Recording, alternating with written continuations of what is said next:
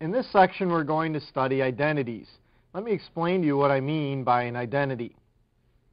Two functions f and g are said to be identically equal if f of x equals g of x for all values of x for which both functions are defined. Such an equation is referred to as an identity. An equation that is not an identity is called a conditional equation. So some simple examples of identities are things like x plus 1 equals 1 plus x, because for all values of x, both sides of the equation are going to be equivalent.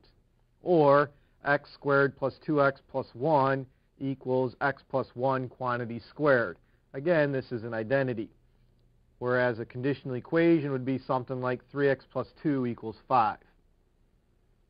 We've already established some identities, such as the quotient identities and the reciprocal identities. We've established the Pythagorean identities and the even-odd identities. So what we're going to do is use these values to simplify expressions in order to establish identities. What do I mean by establish an identity? The directions establish the identity means to show through the use of basic identities and algebraic manipulation that one side of an equation is the same as the other side of the equation.